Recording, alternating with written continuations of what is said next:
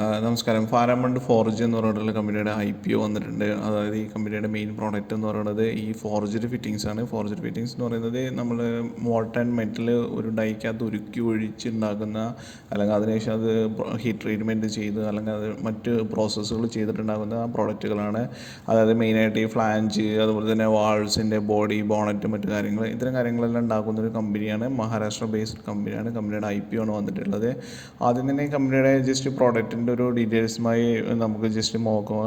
ഈ പ്രോഡക്റ്റ് ഉണ്ടാക്കുന്നത് മെയിനായിട്ട് ഈ റോൾഡ് റിങ്സ് എന്ന് പറയുന്നതാണ്. റോൾഡ് റിങ്സ് ഉണ്ടാക്കുന്നത് hot forming through ring rolls process in square and profiled shape such as gear rings, tyre rings, slewing rings, turbine rings. ഇത്തരം റിങ്ങുകൾ യൂസ് ചെയ്യുന്നത് ഈ ഓയിൽ ആൻഡ് ഗ്യാസ്, പെട്രോകെമിക്കൽ, പിന്നെ അതുപോലെ തന്നെ ഫെർട്ടിലൈസർ, പിന്നെ ന്യൂക്ലിയർ, ഹെവി എഞ്ചിനീയറിംഗ് സെക്ഷൻസിലാണ്.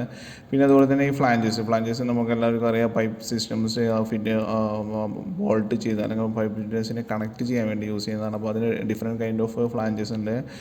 വെൽറ്റ് നെക്ക് ഉണ്ട്, slip on blind, lap joint, orifice, threaded long neck, line spacer, blind spacer, trip rings. As per international സ്റ്റാൻഡേർഡിൽ ഇവർ ഇത്തരം കാര്യങ്ങൾ, ഇപ്പോൾ ഇത് ഈ ഓയിൽ ആൻഡ് ഗ്യാസ് അല്ലെങ്കിൽ മെക്കാനിക് റിലേറ്റഡ് ആയ ഏതൊരു ആൾക്കാർക്കും അറിയുന്ന ഒരു ടൈപ്പാണ് ഫ്ലാഞ്ചസ് എന്ന് പറയുന്നത്. പിന്നെ അതുപോലെ തന്നെ non standard forging tube sheets, ഇതിലെ girth flanges, self reinforcing nozzles, body flanges, ഇത്തരം കാര്യങ്ങളെല്ലാം തന്നെ നമ്മൾ ഈ ഒരു സെക്ഷൻസിൽ യൂസ് ചെയ്യുന്നതാണ്. പിന്നെ അതുപോലെ തന്നെ വാൾസ്, നമുക്ക് എല്ലാവർക്കും അറിയാം ഓയിൽ ആൻഡ് ഗ്യാസ് യൂസ് ചെയ്യുന്ന, അല്ലെങ്കിൽ റിഫൈനറി അല്ലെങ്കിൽ ഇത്തരം ന്യൂക്ലിയർ സെക്ഷൻസിലെല്ലാം യൂസ് ചെയ്യുന്ന വാൾവിൻ്റെ ഈ ഔട്ടറായിട്ടുള്ള ബോഡി, ബോണറ്റ്, ഇത്തരം കാര്യങ്ങളെല്ലാം തന്നെ നമ്മൾ ഈ ഫോർജിങ് ടൈപ്പിൽ ഉപയോഗിക്കുന്ന ഫിറ്റിങ്സ് ആണെന്ന് അറിയാൻ പറ്റും. അപ്പോൾ അതിനൊരു ഹൈ ക്വാളിറ്റി വേണ്ടി വരും, ഇൻ്റർനാഷണൽ സ്റ്റാൻഡേർഡ് കീപ്പ് ചെയ്യേണ്ടി വരും, പല കമ്പനികളിലും ഇവരുടെ അപ്രൂവൽ കിട്ടേണ്ടി വരും. അങ്ങനെ തന്നെയാണ് ഇവർക്ക് പല ക്ലയൻസ്. അപ്പോൾ ക്ലയൻറ്റിൻ്റെ സെക്ഷൻസ് നമുക്ക്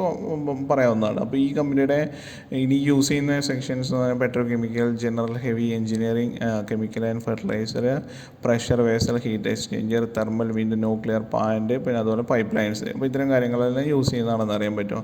ഇനി ഇവർ തന്നെ പ്രൊഡക്റ്റ് ചെയ്യുന്നതിൻ്റെ കുറച്ച് പ്രോസസ്സിങ് പ്രോസസ്സിങ് സീക്വൻസ് എന്ന് പറഞ്ഞാൽ അവർ റിസീവിങ് റോ മെറ്റീരിയൽസ് റിസീവ് ചെയ്യും, അതിനുശേഷം ചെയ്യും, അതായത് കട്ടും മറ്റു കാര്യങ്ങളെല്ലാം ചെയ്തു, പിന്നെ heating of or cut and billets, പിന്നെ ഫോർജ് ചെയ്യും, ഫോർജ് ആൻഡ് റിംഗ് റോളറ്റ് ചെയ്യും, പിന്നെ അതുപോലെ ഹീറ്റ് ട്രീറ്റ്മെൻറ്റ് ചെയ്യും, അതിനുശേഷം മെഷീനിങ് ചെയ്യും, അതിനുശേഷം ഫൈനൽ ഇൻസ്പെക്ഷൻ, അതിനുശേഷം പാക്കിംഗ് ആൻഡ് ഡിസ്പാച്ച്. അപ്പോൾ ഇത്തരം ഉണ്ടാക്കുന്ന അവരുടെ ഒരു സീക്വൻസാണ് ഇതിനകത്ത് മെൻഷൻ ചെയ്തിരിക്കുന്നത്. ഇനി ഇവരുടെ ഒരു ക്ലയൻറ്റ് നോക്കുകയാണെങ്കിൽ ONGC, TC consulting engineering limited, പിന്നെ അതുപോലെ തന്നെ ടൈസൺ ഗ്രൂപ്പ്, അതുപോലെ തന്നെ Tata power, PDIL, HP, Godrej. അപ്പോൾ ഇന്ത്യയിലെ മെയിനായിട്ടുള്ള ക്ലയൻറ്റുകൾ ഇവർക്കുണ്ടെന്ന് അറിയാൻ തന്നെ പറ്റുന്നതാണ്. പിന്നെ അതുപോലെ തന്നെ ജോഗ്രഫിക്കൽ പ്രസൻസ് ആയിട്ട് ഇവർ മിഡിൽ ഈസ്റ്റിലും മറ്റും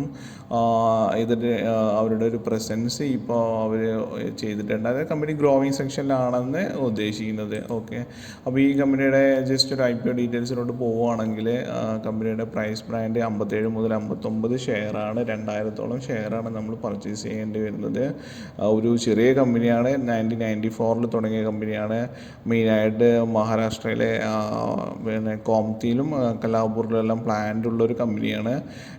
company based on ISO 9001 2008, ISO 14001 2004, BS OSHAS 18001 2001, ഇത്തരം സർട്ടിഫിക്കേഷൻസ് എല്ലാം കമ്പനിയുടെ കിട്ടിയിട്ടുണ്ട്. ഇനി ഇവരുടെ ഒരു ഒബ്ജക്റ്റീവ്സ് നോക്കുകയാണെങ്കിൽ മെയിനായിട്ട് ഈ IPO ചെയ്യുന്നത് capital expenditure for purchasing machinery and equipment for expansion at Khopoli plant, പിന്നെ അതുപോലെ തന്നെ ജനറൽ കോർപ്പറേറ്റ് പർപ്പസ്. ഇത്തരം കാര്യങ്ങളാണ് ഇവരുടെ ഒരു മെയിൻ ഇൻറ്റൻഷൻ, കമ്പനിയുടെ ഉദ്ദേശം എന്ന് പറയുന്നത്.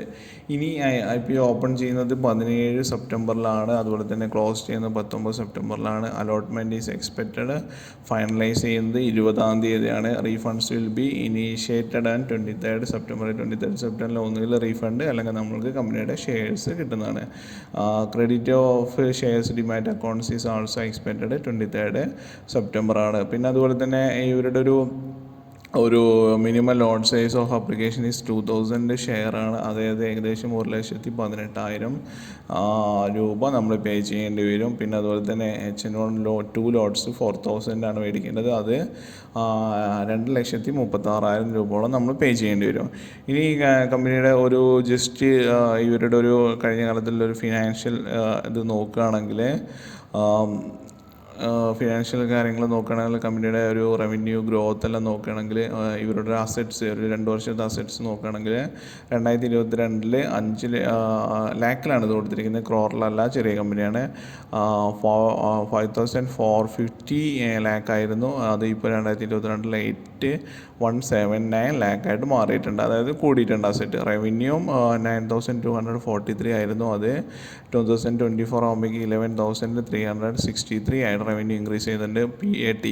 PAT അതായത് പ്രോഫിറ്റ് ആഫ്റ്റർ ടാക്സ് 313 ലക്ഷമായിരുന്നു. അത് 2022 2024 അത് 725 ലക്ഷമായിട്ട് മാറിയിട്ടുണ്ട്. അതുപോലെ തന്നെ നെറ്റ് വർത്ത് 1970, 2024 ആകുമ്പോഴേക്ക് 2291. അതുപോലെ തന്നെ റിസർവ് ആൻഡ് സർപ്ലസസ്, പിന്നെ ടോട്ടൽ ബോറോയിങ്സും കൂടിയിട്ടുണ്ട്. ടോട്ടൽ ബോറോയിങ്സ് 1176 ആയിരുന്നു 2022 2024 അത് 2492 ഇൻക്രീസ് ആയിട്ടുണ്ട്.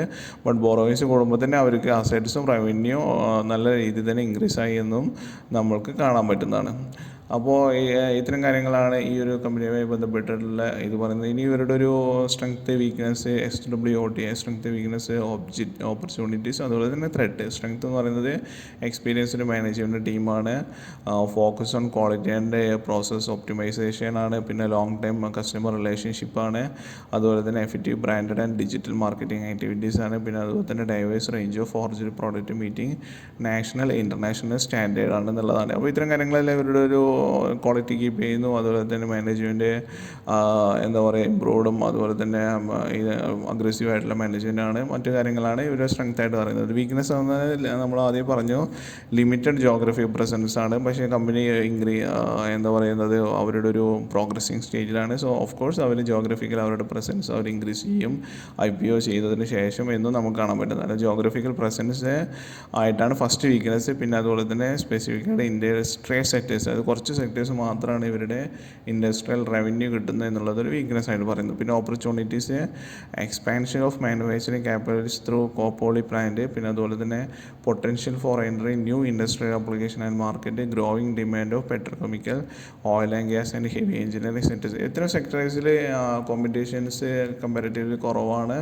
അതുപോലെ തന്നെ ഈ സെക്ടേഴ്സിലുണ്ടാകുന്ന ഒരു ഓപ്പർച്യൂണിറ്റീസ് കൂടുതലാണെന്ന് അറിയാൻ പറ്റും. അപ്പോൾ ഇത്തരം കാര്യങ്ങളാണ് ഇവരുടെ ഒരു ഓപ്പർച്യൂണിറ്റീസ് ഇതായിട്ട് വരുന്നത്. പിന്നെ ത്രെട്ട് ഓൾമോസ്റ്റ് നമ്മൾക്ക് എല്ലാവർക്കും അറിയാം, it completely depend on raw മെറ്റീരിയലാണ്. റോ മെറ്റീരിയൽ ഉണ്ടാകുന്ന വോളറ്റൈലാണ്. റോ മെറ്റീരിയലിൻ്റെ ഫ്ലക്ച്വേഷൻസ് കമ്പനിയുടെ പ്രോഫിറ്റിനെ ബാധിക്കുന്നുള്ളതാണ്. പിന്നെ അതുപോലെ intense competition of steel forging industry, അതായത് ഈ സ്റ്റീൽ ഫോർജിങ് ഇൻഡസ്ട്രീസിൽ കോമ്പറ്റീഷൻ എന്ന് പറയുന്നത് ഇത്തരം പ്രോഡക്റ്റുകൾ നമ്മൾക്ക് ഒരു പ്രീവിയസ് അപ്രൂവൽ വേണം ഒരു പുതിയ ക്ലയൻറ്റിനെ കിട്ടുമ്പോൾ. അപ്പോൾ ഈ അപ്രൂവൽ വാങ്ങി ക്ലയൻറ്റിലോട്ട് ഇതാകുന്നത്. അപ്പോൾ ഈ ക്ലയൻറ്റ് ഓൾമോസ്റ്റ് അപ്രൂവ്ഡ് ആയ കമ്പനികളിൽ നിന്ന് മാത്രം ഓർഡർ കൊടുക്കുന്നൊരവസ്ഥ വരാറുണ്ട്. ഇത്തരം കാര്യങ്ങളെല്ലാം ഈ ഒരു കമ്പനിയുടെ ഒരു ചെറിയ ത്രെട്ടാണ്. ബട്ട് ഈ ഒരു ഗ്രോവിങ് മാനേജ്മെൻറ്റും മറ്റുള്ള കമ്പനികളുടെതും ഈ ഇത്തരം കാര്യങ്ങൾ ഓവർകം ചെയ്യാൻ കമ്പനിക്ക് പറ്റുമെന്ന് നമുക്ക് വിശ്വസിക്കാവുന്നതാണ്. പിന്നെ അതുപോലെ തന്നെ economic downturns affecting key industrial sectors, intense competition of steel forging. അപ്പോൾ ഇത്തരം കാര്യങ്ങളാണ് കമ്പനിയുടെ ഇത് പറയുന്നത്. അപ്പോൾ കമ്പനി ഒരു ചെറിയ കമ്പനിയാണ്, ഫോർജറി ഫിറ്റിങ്സ് എല്ലാം ഉണ്ടാക്കുന്ന ഒരു ചെറിയ കമ്പനിയാണ്. പിന്നെ IPO details 17th onwards start ചെയ്യുന്ന ഒരു IPO ആണെന്നും നമ്മൾക്ക് കാണാവുന്നതാണ്. അപ്പോൾ ഇത്തരം കാര്യങ്ങളാണ് പാരാമൗണ്ട് ഫോർജുമായി ബന്ധപ്പെട്ട് പറയാനുള്ളത്.